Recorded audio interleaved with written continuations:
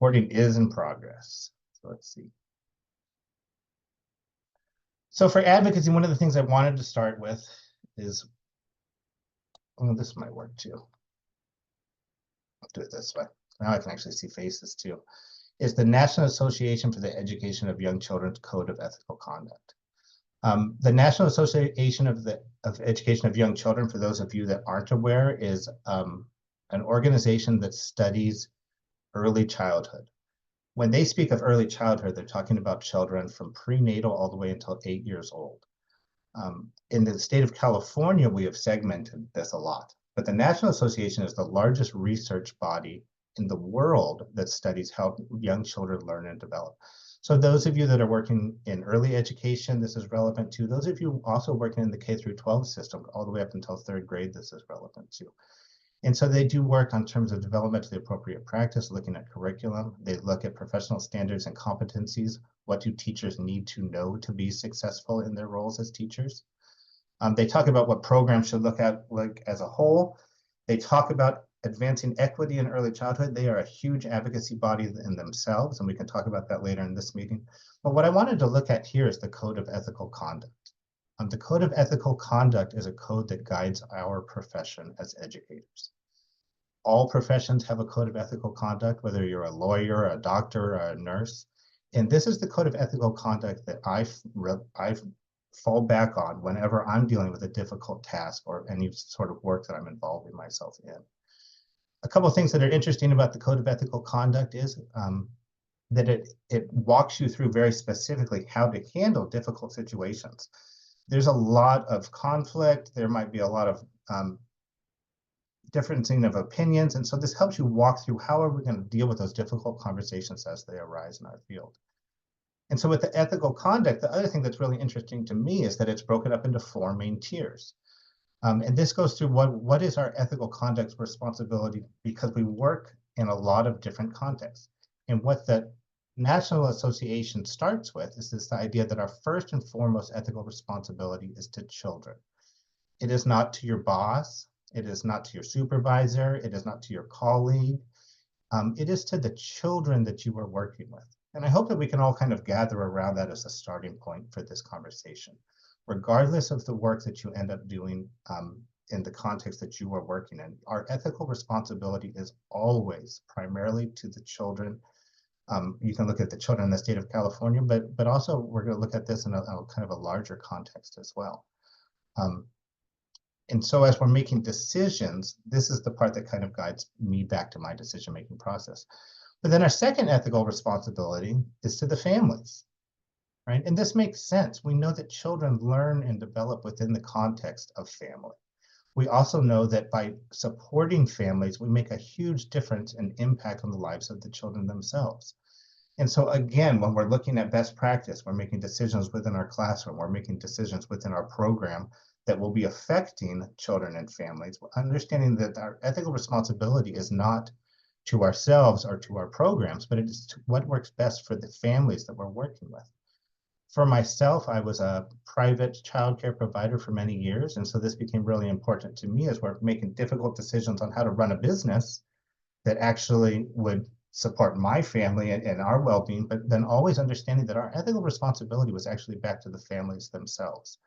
And so this guided a lot of the decision-making that we did for our organization.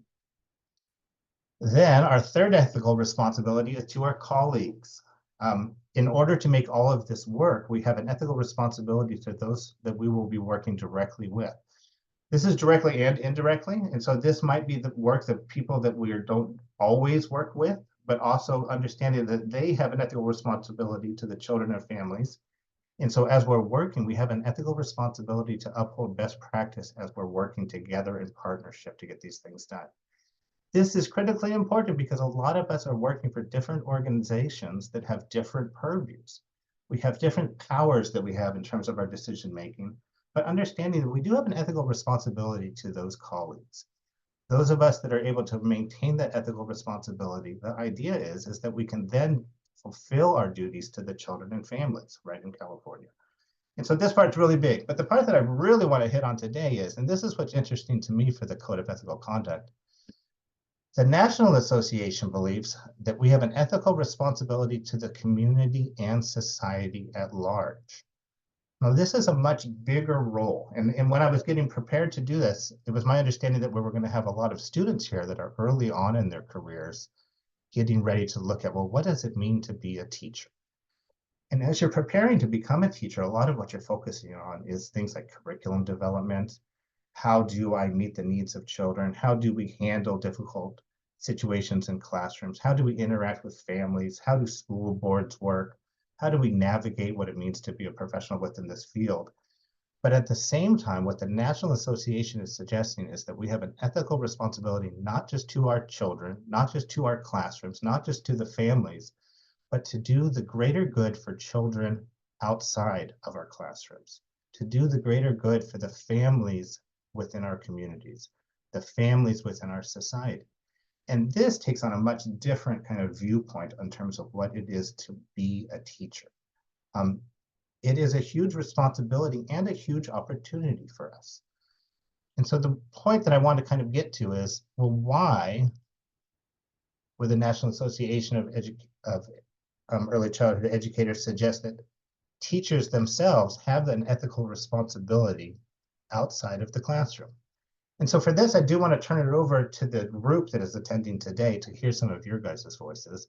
I like a lot more collaboration than direct instruction. It's not generally how I interact with people. I'm also very casual in the way that I interact. If you ever need to interrupt me, and Renee's known me for a while, so she knows to jump in and go like, "Don't you forgot to record." I'm totally okay with that. I always tell people you can address me any way that you want. I taught in a preschool for almost 20 years, and so I was Tony, I was Mr. Tony, I was Miss Tony a lot of the times because I had a lot of female teachers. During the end of my career in the classroom, I got to teach my nieces and nephews, so I was called Tio in the classroom by all the kids.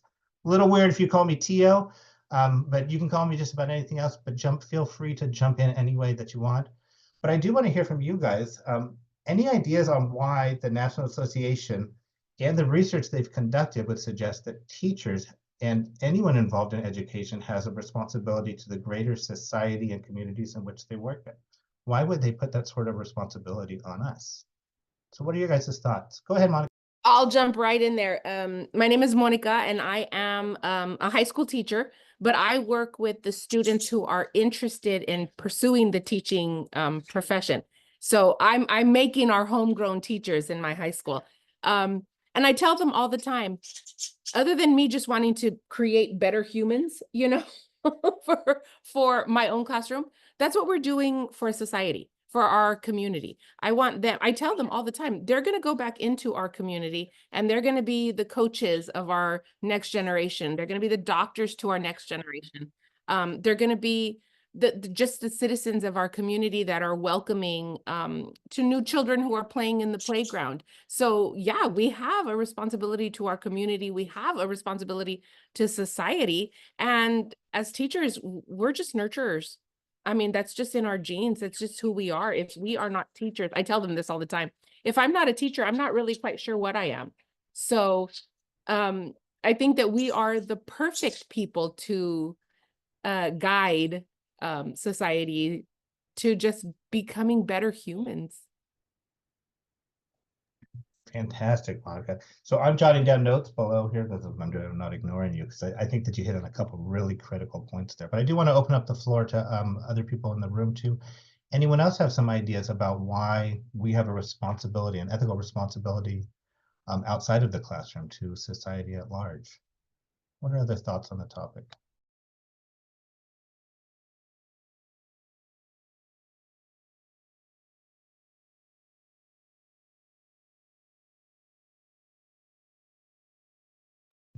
No other thoughts? It's okay.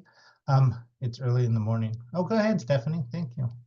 I kind of go along with Monica. I praised her. I took class back in 1999. A senior in high school that focused on pre-K to high school. So I got to live that dream. I went into a different major, but I came back and got my credential in 2011 in multiple subjects. So now I'm kind of where I'm at. I'm going to get an administrative credential, possibly and a doctorate. So just keeping that dream for 24 years alive is really great. Fantastic, Stephanie. Thank you so much. Yeah, so that's a big part of it, I think. Oh, good. And Anna's got a hand raised too. And then we got a couple. Good. Or Stephanie, you want to go first, and then we'll get Anna to jump in. Sorry, that was me too. I already answered. Oh, that was still you, Stephanie. Okay, you went off camera, so that you moved around on my square. So Anna, you want to share what you're thinking? Yes, thank you. Good morning, everyone. My name is Ana Emilia, and I am a student at Wesley College in Los Angeles. And yes, I wanted to go to that thought because I'm working as a nanny. I've been working as a private nanny for over 18 years, and I made a decision to educate myself and get a degree in the education field because I feel as child caretakers and educators, we have a responsibility to model and shape the minds of these little children that are the future of this country and our world probably. And I think we should take that responsibility with the seriousness that it takes because we are not just teaching academic subjects. We're also teaching skills and characters and the social skills that the children are going to need to go in the world and make a difference. And that's the way I think about it. I think that anybody that has the opportunity to work with children um, and can contribute to that brain building process and to that personality building process. And I think that we should take that into consideration every time that we have that opportunity. It's also our responsibility because what we teach these children is going to stay with them for the rest of their lives, and this is what they're going to reflect into society. These are going to be the paths that they follow, and I think that we have a great opportunity. That's why I consider teaching a privilege, because you can really make a difference in someone's life, in someone's community, in someone's like world, in our world, just by taking responsibility and doing this with passion and the right way. So yes, I'm excited to be here. Thank you so much. Thank you so much, Anna, and everyone that shared. And we got a couple of things in chat too. This idea of being a role model in our local communities is so important, and most important. And educators impact communities and have a large responsibility. And what I'm hearing from you guys, and I think this is a great starting point, is the idea that we do have contact points. The work that we're doing is the contact point with the children and families that actually makes these impacts, and that comes with the job. I think often about John Dewey's work, and this is in the late 1800s, early 1900s, but he wrote a lot about the idea that we're not just in the formation of academic success, that educators actually impact the character of the child. And this is a really tough one. I remember early in my career having a conversation with my brother-in-law about it, and he said, "Well, teachers shouldn't do anything with the character of the children." And John Dewey, what he was sharing was, it doesn't matter whether we want to or we don't want to, we do, right? And so understanding the responsibility of that then takes on a different purpose to our work. We are then in the crafting of humans. That is part of what we do. And so I think that touch point that a lot of you guys are talking about is one of the reasons that the National Association for the Education of Young Children talk about our responsibility to communities. The work that we're doing in the classroom will go on to affect communities. And what Monica was sharing about it, is that idea that it's secular, that the impact isn't just felt within that individual in the classroom, but that then it goes out and reverberates to others. I think the other big piece of it too is that we have the knowledge base that isn't necessarily obtained by everybody within the community. And while we value the families as the first teachers and the most important and influential teachers of these children, we do have a specific skill set on how we interact, what we understand about development, what we understand about change over time and the impact that those relationships have. And that becomes our responsibility then to influence things like policy decisions. There are decision makers who influence the work that we do that aren't necessarily trained in the same ways that we are as educators. And so through that educational process and the contact points becomes our ethical responsibility not only to inform our students in the classroom, but then to help influence policy outside of the classroom as well. And that's the point that I think that I really want to talk a little bit more about, just for, I mean, we only have our 20 minutes more together today, but really planting the seed of that, of understanding that you have a valuable contribution that can be used to really create change within our communities. And so let me throw one more thing up here. And so this gets me thinking about this concept. Anyone here recognize this? You can just jump off of mute if you remember what this guy is all about. Yes, I do. I believe Yeah. that's 53 maybe for And it was in a class, a Bronfenbrenner? Child Development 53 class at your college? Bronfenbrenner's ecological system, right? Yeah, Yeah. that's exactly what it is, Mo. Thank you for Yeah. jumping off of mute there. Like I said, I'm struggling with the two screens here, but I can see your name. That's exactly what it is. It's Bronfenbrenner's ecological system. I remember when I went to Diablo Valley College in the East Bay, in Contra Costa County. We looked at Bronfenbrenner over and over again, and I thought it was such a waste of time with all these concentric circles and arrows pointing at things, and you had to memorize macro systems and mesosystems. And then I went to graduate school and I studied what Bronfenbrenner really wrote about. And I had some real epiphanies there. I ended up writing a master's thesis on ecological systems. My master's thesis was on something Bronfenbrenner called goal consensus. And he suggested that if the teachers in the classroom didn't have goals that aligned with what the family valued of the children they were working with, or didn't align with what society needed the children to actually accomplish through their time in the classroom, then guess who suffers? It's the child. And so what my research was, well, is it what we are doing and providing for children inside of classrooms in our schooling systems actually aligning with what families want? And is it actually aligning with what society needs? I went a step further then and looked at specifically higher education. Does higher education train teachers to do what is wanted by families and needed by society? And it's a really powerful model, but the idea here is that all of this impacts the developing child, whether it's a direct connection with their peer groups or their teachers or their local religious community or their home life that's going on. That direct connection influences the development of the child.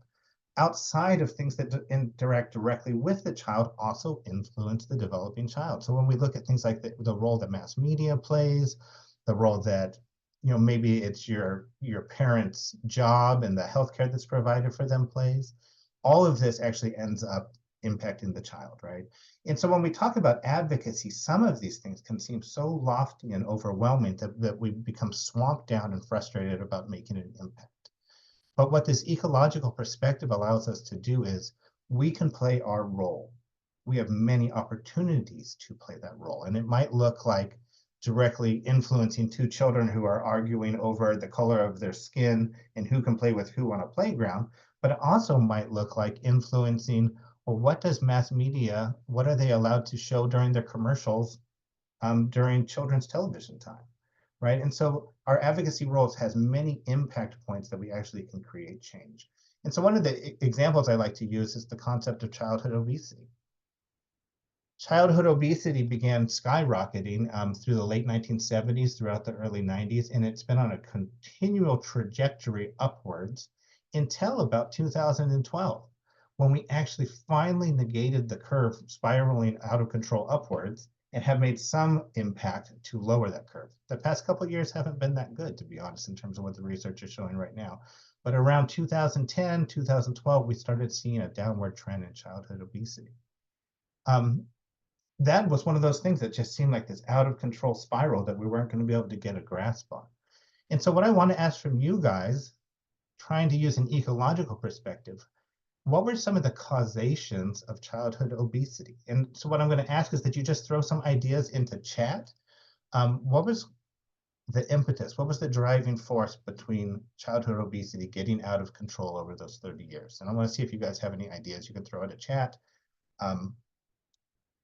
or you can say them out loud if you'd like to.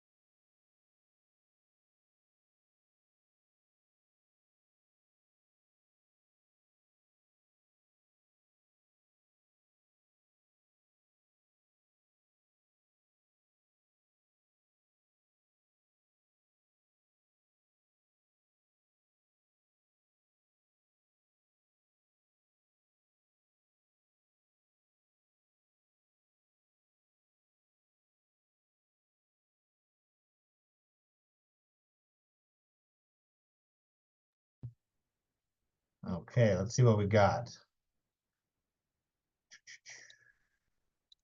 I'm not going to do it the way I wanted, but oh, now it's going to do the funny thing again, so you can see my next one. But it's what it is. Okay, childhood obesity. This is our overwhelming thing. We have some wonderful things we threw to chat. Cost of fresh food is too high. Less playtime outside. The effects of high fructose corn syrup. The effect of advertising on children and families. I love this one because if you listen to any of my work, that's probably pretty much the root of most trouble, right? Just big old capitalism with an exclamation point. TV media, computer use, technology, fast food or easy snacks, and food deserts. Just last week in one of my classes, we were talking about food deserts, the role that plays. Okay, so taking this ecological approach to looking at this, what we're able to do is to compartmentalize some really complex issues and address them separately. Now, you as educators can take a role in that, right? And so informing public policy. Another one that I didn't see up there, which I thought was interesting, what about the food that we serve our children in our programs, in our schools? That was a huge culprit in this as well. I don't know if it got into chat because I'm trying to do both at once. Which Tracy said I wasn't supposed to do. I was supposed to have a proctor, right? And I said, I can do it myself, but I think she's right. Lots of stuff going on. So when you think about the role that educators then play, right? And understanding the part of this, because when I ask my students in my introduction to child development class, why do you think that we see this? Do you know what their number one response is? It's the family's fault. So the introductory students that don't necessarily have the background or education or experience that this room, just this room of the 20 of us has, they quickly say things like, it's bad parenting, right? That's a very, very different perspective. And so I want to go back to this idea of what the National Association of Education for Young Children is trying to say about the ethical responsibilities to our society and community. What an education and the education that we have as professionals within the field have is the ability to tear things apart like this and then advocate for change. Not everybody is necessarily equipped with that, right? And becomes this overwhelming thing or this thing of blame if we just had better parents, but it's not that simple. So what are some of the ways that we can combat some of the problems that we're seeing in terms of lack of access to outside play, excess of media, the overabundance of high fructose corn syrup in our children? What are some of the things that you guys would suggest we could do to counteract some of that? Any ideas? You can say it out loud or you can throw it in chat. I'll say, I think schools need to change our policy so kids have more PE. There was a school in Georgia that built an actual elementary school without a playground. It was a couple decades ago, but I mean, and that's an extreme, but it's happening everywhere. I mean, it's been happening. Okay, so lack of physical education. There's two ways you can look at the lack of physical education or lack of playtime or outside playtime, because it's not just the environment, it's the time too, right? When we talk about environment, time comes into that. So how much actual playtime do we give access to children? And as it is becoming less and less, what is it getting replaced by? Why is that more important than what the children are experiencing? More forest schools and outdoor education, great. Any other, lack of time for some parents to prepare healthy meals. So what can we do if parents have a lack of time to prepare healthy meals? What can we do as educators? What role could we play in that? I think inviting families to also learn about nutrition, providing food like beacon services. Okay, good. So supporting families so that they can then become the impetus for change within their actual household. So we do that by providing recipes, giving fun cooking activities out to families. We model that within our classrooms with the children that we're working with. Stephanie, what did you want to contribute? Oh, for me, as I've been working in the elementary schools over a decade or so, we have 200 minutes every 2 weeks, but some teachers don't get time to take their class out. So they say walking in line counts as their PE minutes. So I think a lot of it comes from the principals, top down is like, we got this 200 minutes, document it, but like are really able to go out there and teach. Because personally, I do the same thing, like we do like games, but it's like hard to find actual activities. We have so many plannings with the other core subjects. So kind of like on the back burner as an elementary school teacher. What is that I would like to say? Okay, no, that's fantastic. So understanding that there are structural things to our systems which don't allow our teachers who know what needs to happen to actually carry out what needs to happen, right? I think, oh, can I just jump in? Yeah, go ahead. Yeah. I think in general, there's been a shift in more focus on academics, and like earlier and earlier, we want our 5-year-olds to know how to read and write. And I think that's the wrong move. And I don't know if that's like government or where that's coming from, but yeah, I think just pushing back against that and just being like, kids need to play. And like, that's how they're going to learn. They don't need to do academics and like stuff like that until later. So, and going along with the food thing is you can grow food almost anywhere. So just like even having some plants in the classroom, right?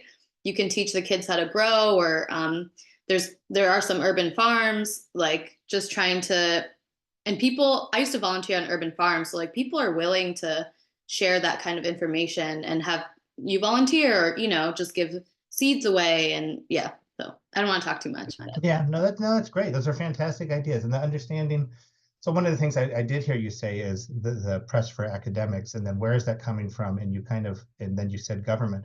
But remember when you take an ecological perspective, it's coming from a lot of different places. I think that's what I kind of want to get to here. Oh, yeah, parents. You're right. There's a lot of parents. Sorry. So maybe families fear Yeah. that their children are going to be left behind what their peers are doing. It may be coming from industry partners who don't understand that a healthy body contributes to a healthy mind and a more productive citizen.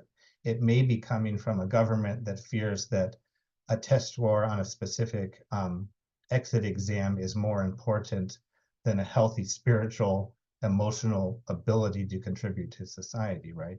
And so when you start taking it apart in those aspects, then the advocacy becomes something doable. I think that we need to have ethical boundaries from the Code of Ethical Conduct that drive all of our work, but we also need to be able to take an ecological perspective so that we can then begin to whittle away at some of these things and get specific tasks that we feel we can accomplish because of our education, knowledge, dispositions, and experience with children and families. That allows us to be successful. Monica, I saw another hand up too. Oh, I just wanted to jump on everybody's bandwagon because in a room full of educators like I am right now, I think you all have the fabulous ideas when it comes to, you know, how we work with our young children. But coming from the opposite perspective, because I'm, you know, working with 15, 16, 17, and 18-year-olds, we don't prioritize play. We don't normalize play. And I'm very, very fortunate because I'm teaching teachers. I put chalk and you know, they draw hopscotches in front of my classroom, and just to see the amount of older children that come by the classroom just to do hopscotch is amazing, because we don't normalize that anymore. We put such the emphasis on academics, especially with our older children, that there's no time to play. So you know, that healthy body can't come because our minds are not healthy, because we are so busy on what that test score looks like. So just jumping on everybody's bandwagon because you all are right. Good. Well, no, you know, and I don't mind the jumping on bandwagons, because I think that, you know, within our work too, we do need to reinforce and lift each other up, right? And so understanding that the value of the knowledge of this room becomes an important part of advocacy as well. Sometimes we feel isolated in the way that we think, and why are we making the decisions, and why are we fighting the good fight, right? But then to be able to come together in a conference like this and to hear like-minded people, I think has a lot of value. So thank you for your contributions, Monica. I think that the idea too of the false dichotomy between academics and play, as you're sharing it there, but in just mental and physical health, right? Where we as educators have had the background in education to know that those things are not separated from one another. It is not an either or a prioritization. Because I think at the heart of it, and this is from my, you know, over a quarter century of work, I believe that decision makers want what is best for children. I believe that parents want what is best for children. I think that the educators in rooms like this is filled with the people who know what the process looks like to unfold to get the best out of children. right? And I think that that is the part that is missing, is the voice of the educator who actually knows what is necessary, right? And so at the heart of that, so that's going back to what this workshop really is about, understanding that the ethical responsibility is because of that piece.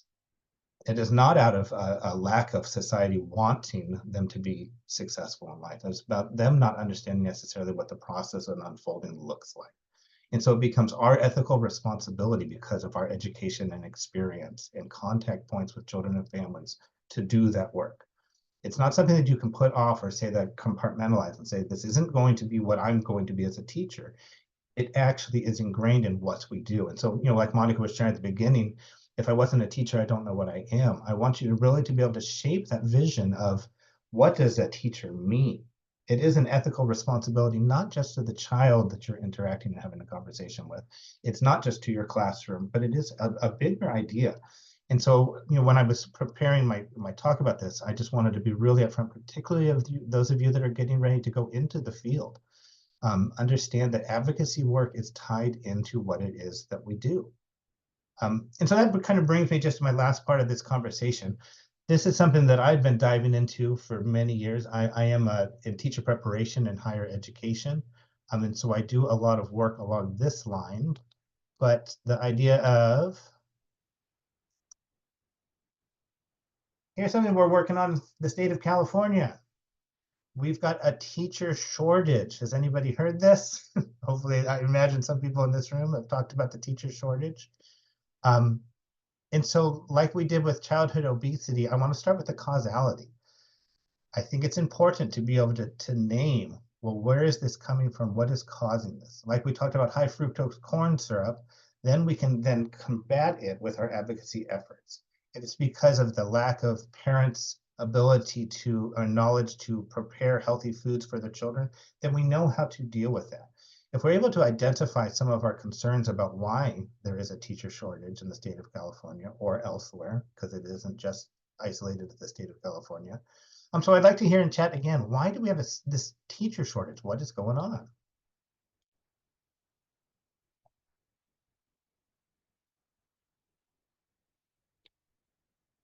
You can go ahead and throw that in chat again like we did with the last. Let's see, what do you guys think? What is the cause of the teacher shortage?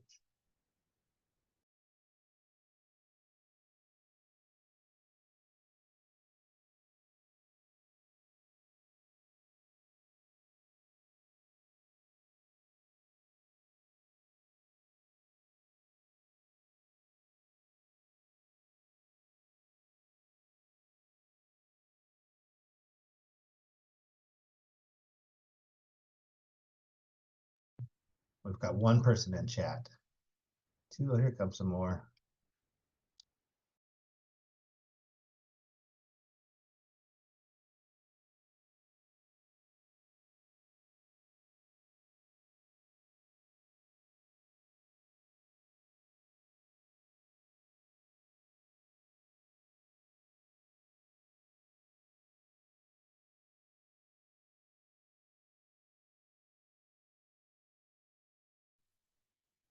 Tony, this is Carrie O'Neill. Just going to go ahead and give my little Good. snapshot of what I think over the years. It seems like the media has really influenced the way societies looked at teachers because of the individuals maybe that have been highlighted in stuff in different situations and bad situations for impacting kids. I also feel it's a super demanding role as in the workforce, and not everyone is able to carry out that. So those are the two things that I feel were really influential in kind of getting people off that teacher track within the last 10 years. Is they really don't see the support and the value of teachers being in our society, and that it's just a very demanding career choice for some people. Thank you, Carrie. Yeah, that the second part that you're hitting on there, I think is one of the most left off pieces of information. I think a lot of people are capturing some wonderful things in terms of respect, certainly salary, lack of funding. But at the end of the day, people forget this is a hard profession. it is a hard job, the work that people are doing on the floor with children and families on a day-to-day basis. And so it's not just that we want more money, it's that to justify the actual work that we're doing. And then so the money also comes into things like I see teacher to student ratio coming up, too much administration, less focus on teaching and learning. That's just very interesting too. A lot of this comes down to money, which is really interesting. Are we willing to invest? I think we just came out of the pandemic, and one of the most telling things, those of you that are in early education know about the hold harmless that happened during the pandemic. The hold harmless allowed us to run our programs even not at full capacity. I know that in the number of centers that I work currently within, what we saw was less conflict. We saw higher outcomes for children. We saw higher rates of success within our classrooms. We saw teachers, even with dealing with the overwhelming weight of what a pandemic on society meant, the teacher retention actually was extremely high in our Title V programs that had a hold harmless. Out in our private centers that didn't have that hold harmless, we saw a huge turnover of teachers.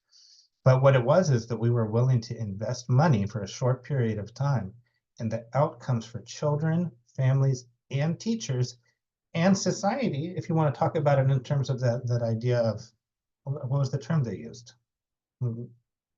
It'll come to me. If we're willing to invest, right? So money definitely is at the heart of a lot of this. I mean, many educators are women. There's a lack of support for women, just being babysitters. The historical context of it is huge, Mo. My students always ask, why is it like this? And I said, because it's women, and it was primarily women of color. That's why we're in the mess that we're in. I think that absolutely is true. The social recognition of it, when we're making decisions, if the social recognition isn't good. Okay, again, this is oh, Renee, do you want to, yeah, go ahead. I was going to share too, Tony, like there's like this societal belief that people push, and even sometimes as educators, we push that teaching is like an alternative plan. Like it's your plan B. So if A doesn't work out, like you could be a teacher. And that's something that even when I worked for the community college system, I'm like, we need some sort of statewide marketing that's like teaching is my plan A. And it reframes teaching. Another thing too, I think that a lot of students, and especially like community college students, many are still living with their parents. And so they hear their parents tell them that teaching is not a stable field. And it can be that parents are saying that because maybe they've seen a massive layoff in K-12 in their community, or they've seen a center shut down, or they've seen, you know, what can happen. And sometimes it's the kids who have lived that, and then they lost their favorite teacher. And so then you have this belief of, well, why would I go into that field if I don't have job stability? And you know what I mean? And so I think that there needs to be kind of some like marketing about what we do, but also when these things happen, we need to be able to explain the finances behind it, or figure out a way that it doesn't happen in the massive wave it hits, you know? I'm just thinking in my own community, one of the layoffs, we had one district that lost like 85 elementary teachers in one swoop. Like families are going to remember that. The community is going to remember that. And of those 85 teachers, one of them was the teacher of the year for the school. So, you know, there's so many layers to it. Yeah, thank you. You know, and I think what you're speaking to, Renee, is that there's so many layers, but then there's also the responses, and because I think that you're hitting on, well, when we look at, I even like your slogan, right? This is teaching is my A plan, right? You know, I think it's a great campaign that we can have that actually addresses that teaching is not a fallback career. And I apologize for starting with I was going to be a rock star, but that was never. I was going to be a teacher from day one. That's the reality of it. I knew that going in very early. But with all of this, what I want those of you that are on here to understand is that we can break down some of these things and look at, well, what is the causation of this, and then what is the reaction? Another one that I continually hear is the idea that teaching is not seen with respect within society. And I tell my students constantly, and embed this into all of my coursework, is the idea, well, how is the community supposed to know the work that you do is contributing?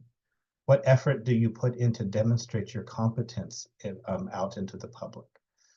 I shared the story when we took over our private school. It was a private, for-profit private school. It had a terrible reputation in the community.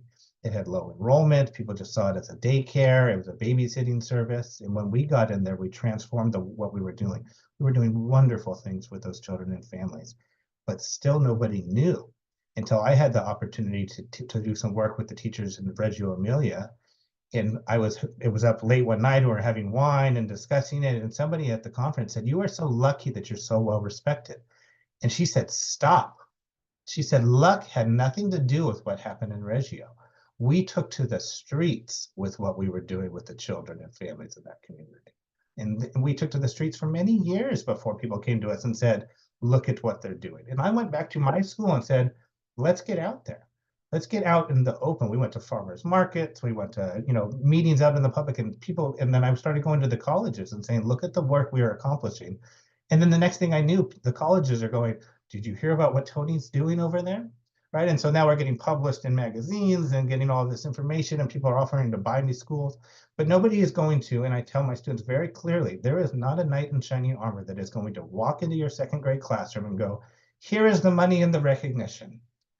And people need to be equipped with that knowledge in their teacher preparation programs, that what they need to do is to take responsibility and demonstrate competence, because their work is that valuable that it needs to be seen by others. And I think that we can do that in some of our contexts in our media campaigns, but I do think that the teachers can take a really active role in that if they're equipped to do so. And I think that that's one of the pieces we're really missing. Yeah, Monica. I was going to say, I just need to say you're fabulous, but we also need to advocate for ourselves.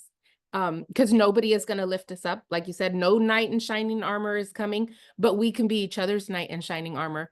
And as much as we can complain about everything and how hard it is and how we're underappreciated and how there's no money in our field, we know that we do honorable work. So maybe we can just be each other's knight in shining armor.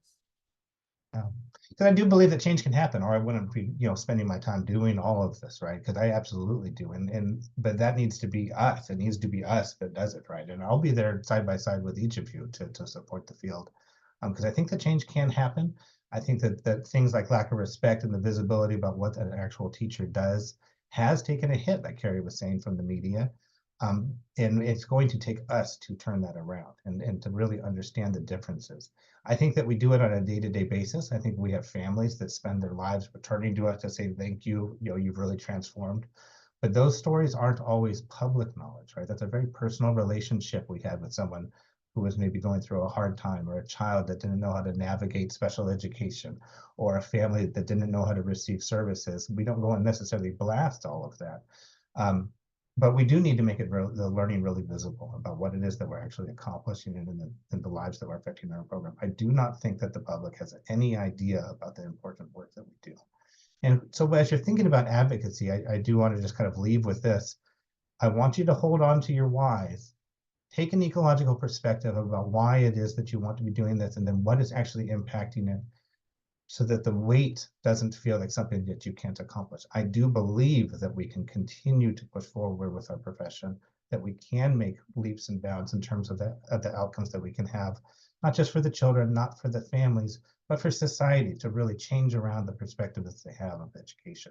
And that's what it's going to take to really make a difference in our programs. But other than that, I am going to jump off. I have to go host another meeting. Those of you that were interested in talking about the false dichotomy between learning and play, you're welcome to join me at 11 o'clock, because that's what I'm going to be talking about in terms of what the neuroscience says. But jump into some other meetings. Enjoy the rest of the conference. And it was great meeting those of you that I haven't seen before. And those of you that I have seen, I'll see more of you soon.